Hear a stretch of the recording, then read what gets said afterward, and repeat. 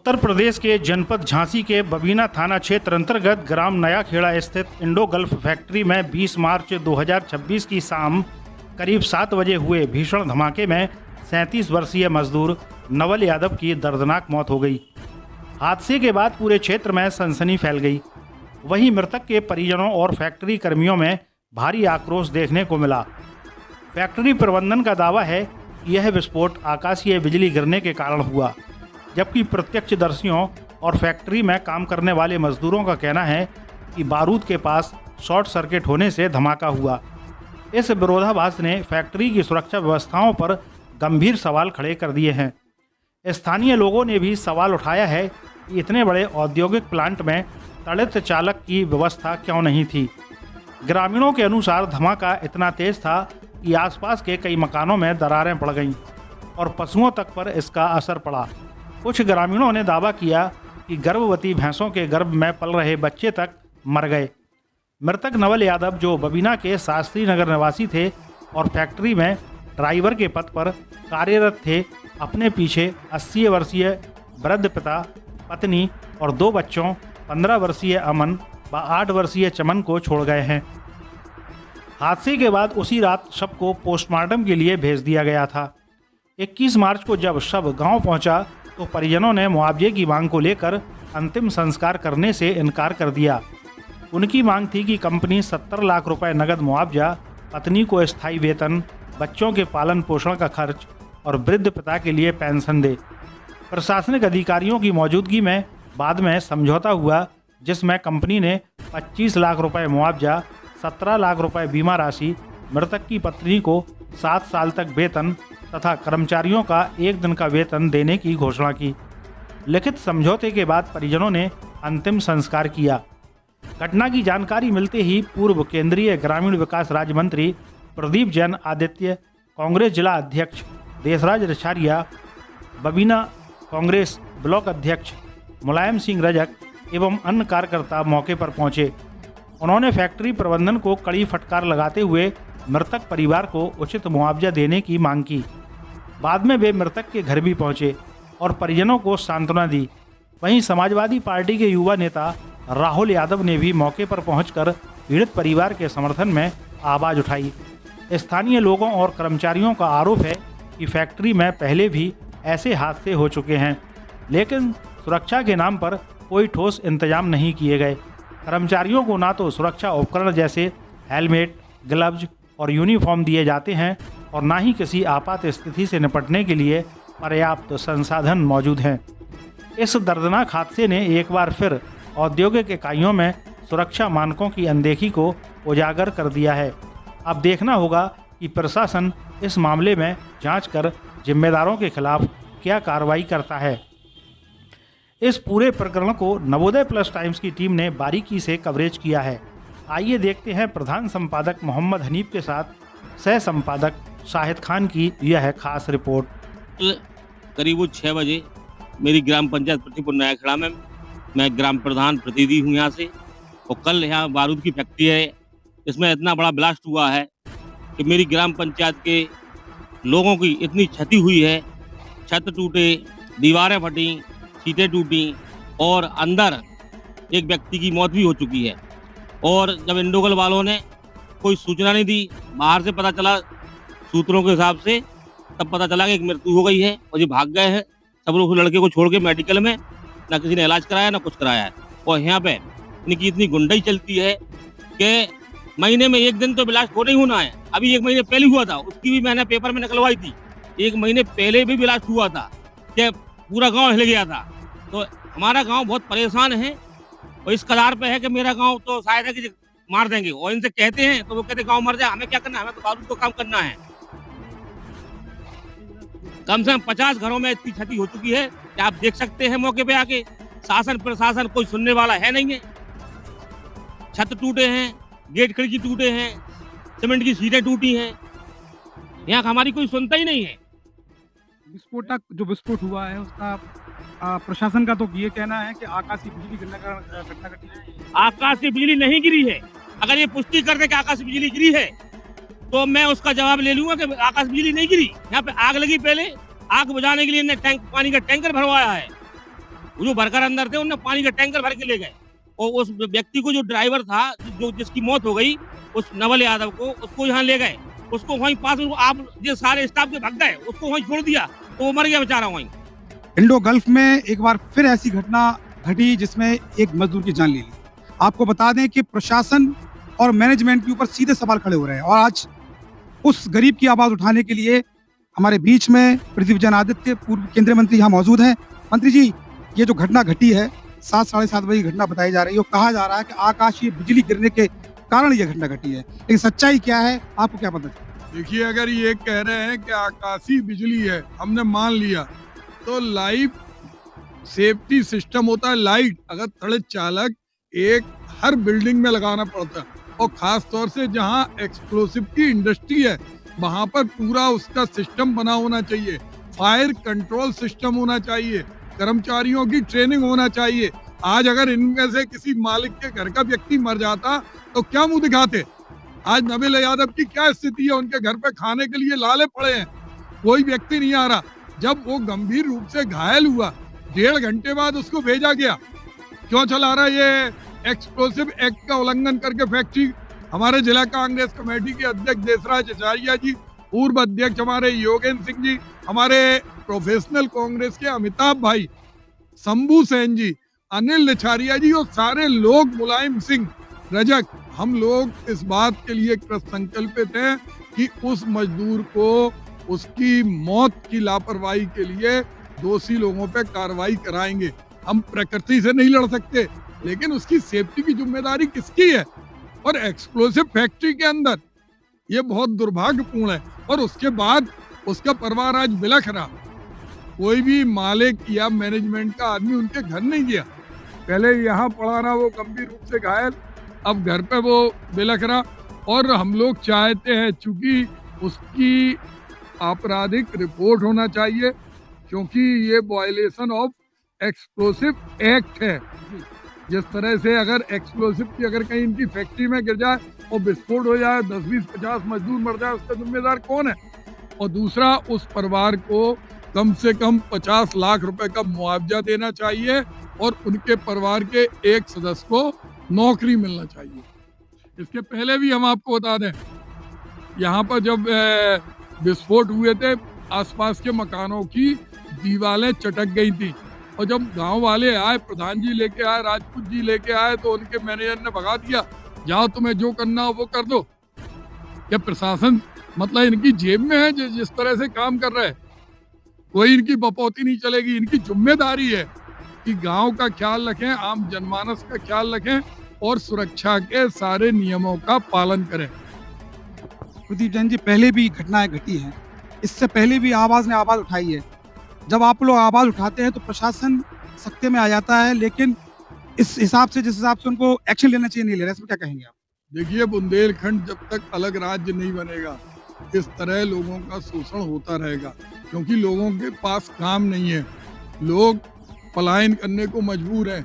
सरकार मनरेगा का क्रियान्वयन नहीं कर रही और कोई इंडस्ट्री नहीं है। हार कर थक कर आदमी ऐसे मौत के मुंह में काम करने के लिए मजबूर होता है, जान पे खेलता है। क्या स्थिति है बुंदेलखंड की? कल ओले से पूरी फसल नष्ट हो गई, अब किसी को मुआवजा मिलेगा 2 रुपए, किसी को 10 रुपए, किसी को 1000, कहीं 2000। ऐसे में किसानी कर नहीं सकता आदमी, नौकरियां कहीं है नहीं है, तो वो इस तरह के मौत के उद्योगों में काम करता है। इनकी जवाबदेही नहीं है कि अपने जब एक्सप्लोसिव एक्ट पूरा बना हुआ है, सेफ्टी का चार्ट होना चाहिए, सेफ्टी के अलार्म होना चाहिए, आपके फायर सिस्टम होना चाहिए, जिसमें हम देखते इतने बड़े बड़े एटॉमिक पावर सेंटर बने होते, बिजली हर जगह गिरती दुनिया में, अगर मान लो बिजली भी गिर रहा है तो वहां कैसे सिक्योरिटी होती? हो जाती। छोटे छोटे देश अपने यहाँ कर लेते, लेकिन यहाँ खुलेआम जान से खिलवाड़ हो रहा, इसको हम लोग कैसे ही बर्दाश्त नहीं करेंगे। क्या एक्शन लेंगे आप? हम लोग पूरा इसका जन आंदोलन करेंगे और इनको मजबूर करेंगे कि उस गरीब नवल के परिवार के साथ इंसाफ करें, और जो इसके लिए जिम्मेदार हैं, सेफ्टी चार्ट और सेफ्टी अलार्म जो देखते हैं और जिन्होंने लाइट सिस्टम नहीं ठीक किया है, जो तड़ित चालक वाला सिस्टम नहीं लगाया है, वो दिखाएं और जो मजिस्ट्रेट आ रहा है इसकी मजिस्ट्रियल जांच होना चाहिए, यानी कि खाना पूर्ति हो। राहुल जी, आप अभी मिले, एसडीएम साहब से बात हुई, सीओ साहब से बात हुई, क्या वार्तालाप हुई आप? अभी एसडीएम साहब से बात हुई, इससे पहले हम लोग फैक्ट्री का वहाँ पर गए थे, तो वहाँ पे भी देखा कि गांव के लोगों में बड़ा रोष था।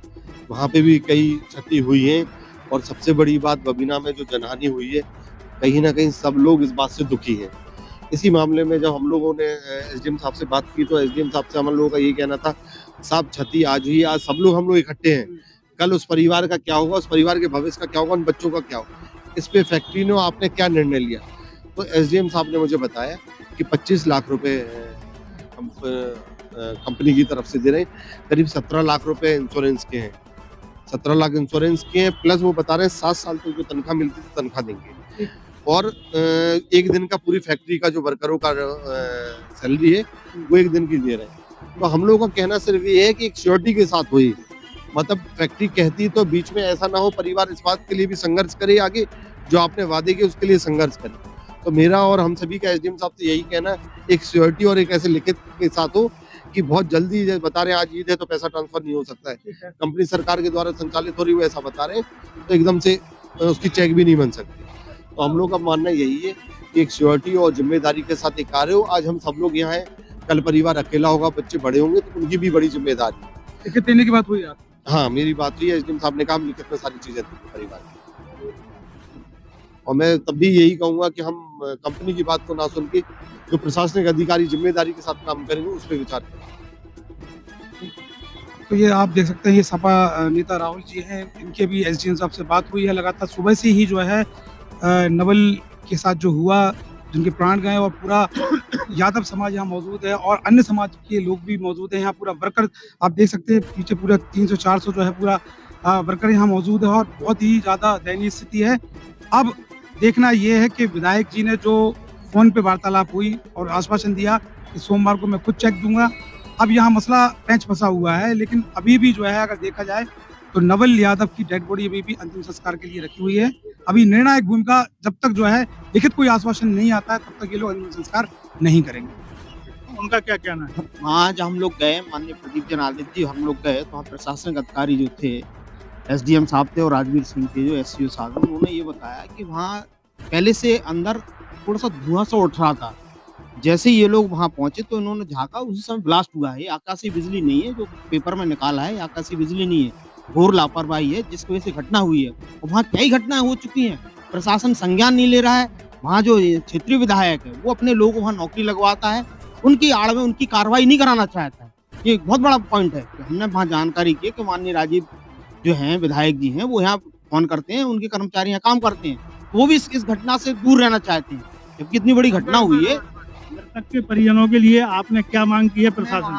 प्रशासन को कहा कि तत्काल प्रभाव से एक तो हत्या का मुकदमा दर्ज होना चाहिए, दूसरा हमारा निवेदन ये है कि जो परिवार का व्यक्ति की क्षतिपूर्ति उसके 50 लाख का मुआवजा मिलना चाहिए, और उनके परिवार के एक व्यक्ति को नौकरी मिलना चाहिए। हम लोग ने मांग की, हम थे प्रतिनिधि मंत्री हमारे प्रदेश में, और हमने अपने प्रदेश अध्यक्ष जो हमारे कांग्रेस पार्टी के प्रदेश अध्यक्ष हैं उनको हमने लाइव दिखाया, और हमारी कांग्रेस इसको एक डेलीगेटेड बना रही है और इस लड़ाई को हम लोग लड़ेंगे। वहाँ के जो हम लोग जाके देखा है, कम से कम 10 किलोमीटर के एरिया में वहाँ पे लोगों के मकान क्षतिग्रस्त हुए हैं। अभी एक किसान की 3 भैंसें जो हैं उनके पेट से बच्चे फिक गए हैं, उसका भी हम लोगों ने देखा जाके। माननीय मंत्री जी थे, हमारे सब पूर्व जिलाध्यक्ष जी थे, हमारे जो यहाँ बबीना के विधानसभा प्रभारी मुलायम भैया थे, हमारी पूरी कांग्रेस का डेलीगेट वहाँ गया, हम लोगों ने देखा, और बहुत बड़ी घोर लापरवाही है जिसकी हम बहुत ज्यादा निंदा करते हैं। इतनी बड़ी फैक्ट्री चल रही 900 एकड़ में, तो कोई सुरक्षा नहीं, कोई सुरक्षा का अरेंजमेंट नहीं, और कर्मचारी वहाँ एवरीडे कोई ना कोई घायल होता है, किसी न किसी के साथ घटना घटती है, और प्रशासन जागृत नहीं है। इससे बड़ी घटना, इससे बड़ी निंदा कर रहा हूं, और ये कह रहा हूं कि जो परिवार के साथ इतनी बड़ी घटना हुई उनको 50 लाख मुआवजा दिया जाए, उनके एक बच्चे को नौकरी दी जाए, ये हमारी मांग है। क्योंकि वहाँ हमेशा घटनाएं घटती रहती हैं, और ये जो बड़ी घटना घटी है इसके बाद आप विपक्ष की क्या प्रतिक्रिया है? विपक्ष मतलब किस तरीके से? हम एक घटना और बता रहे हैं आप, वहाँ जो जानवर चरते हैं और अचानक अगर वो मर जाते हैं तो फैक्ट्री के कर्मचारी जेसीबी से गड्ढा खोद के उन गऊओं को गाड़ देते हैं। वहाँ के प्रधान ने आवाज उठाई, यहाँ पे जो गऊएं गड़ी हैं, उसने पेपर भी निकाला, कंप्लेन भी की कि ये गऊएं ने गाड़ी हैं। उसके बावजूद प्रशासन से जागृत नहीं हुआ कि गऊ जो वहाँ मर रही है उसको जेसीबी से गड्ढा खोद के गाड़ दे रहे हैं, उसका प्रशासन जागृत नहीं हो रहा है। कहा कि सारी अनियमितताएं आज जो है सामने आ चुकी हैं। जी, अब इन अनियमितताओं को कैसे दूर करवाएंगे? हम इन इसमें अनियमितता हनीफ भाई हम लोगों ने एक निर्णय लिया कि ये सरकार गाय और गंगा की नेतागिरी करती है। ना इसे गाय से मतलब है, ना गंगा से मतलब है, और ना लोगों के जीवन से मतलब है। हमारे जिलाध्यक्ष जी, हम योगेंद्र पारीछा जी, हमारे अमिताभ निगम जी, हम लोगों के 15-20 लोगों ने जो स्थिति देखी, हर मकान के कांच टूटे हैं। ऐसा लगता है जैसे किसी ने हथगोले फेंक के तोड़ा। अरे आप कोई सेफ्टी लॉ का पालन नहीं कर रहे, और उसके बाद पुलिस और प्रशासन चुप बैठी। किसी की आंख फूट जाती, किसी का पैर कट जाता, गाय मर जाती, भैंस मर जाती, फसलें खराब हो रही, और अब इसकी तो हत्या है ये, और इस पे हत्या का मुकदमा इंडो गल्फ प्रबंधन पर लिखना चाहिए, जिनके कारण एक यादव युवा नवल यादव उसकी मृत्यु हुई है। और हम लोग अगर इस पे नहीं इन्होंने संज्ञान लिया तो लंबी लड़ाई लड़ेंगे। हम बुंदेलखंड के लोगों को ऐसे मरने नहीं देंगे, और इस तरह से खेत खलिहान और पशुओं को काल कलवित नहीं होने देंगे। फैक्ट्री के हालात कैसे सुधरेंगे, उस दिशा में क्या करेंगे?